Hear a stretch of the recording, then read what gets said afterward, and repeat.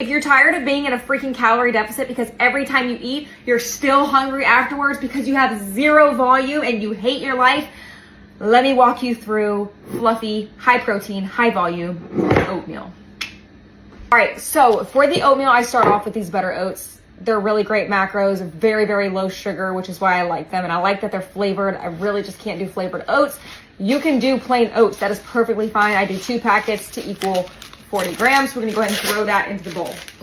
Now, because we're adding egg whites, we don't need as much water, but I'm gonna show you how much water I put in here. Basically, you wanna just put enough water to cover up the oats. You don't want any oats to be dry. Depending on how much protein you need will depend on how many egg whites you use. I'm using 250 grams. I need a little bit more protein. Again, it is dependent on how much protein you need and how much volume you want. The more egg whites, the more volume. Just remember that. Now you're just gonna pour the egg whites in to your oatmeal. Get yourself a fork. Just mix it up. All right, the important part.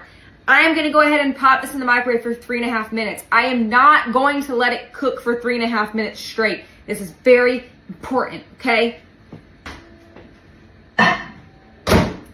After a minute, you're gonna take it out, whisk it up. Nothing should be cooked just yet.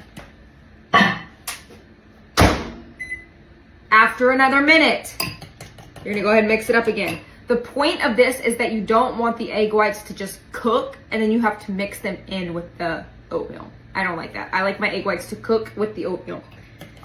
Go ahead and whisk, whisk, whisk, whisk, whisk, whisk, whisk. Put it back in here. Another 45 seconds.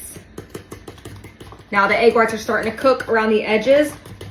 Whisk, whisk, whisk, whisk, whisk.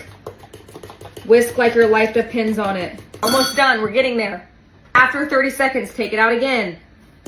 Mix. At this point, it's almost done. At this point, I'm just gonna cook it like maybe 15 to 30 more seconds, depending on how done yours is. Now we're done. All right, so this next part is up to you, but it will kind of make or break how you like to eat it. So I like to go ahead and set mine out or set it in the fridge and let it actually cool down and harden up a little bit. And then I go in and add my toppings and I add a little bit of almond milk to the top and I eat it almost like a oatmeal cereal. So it's really dependent on how you like your oatmeal.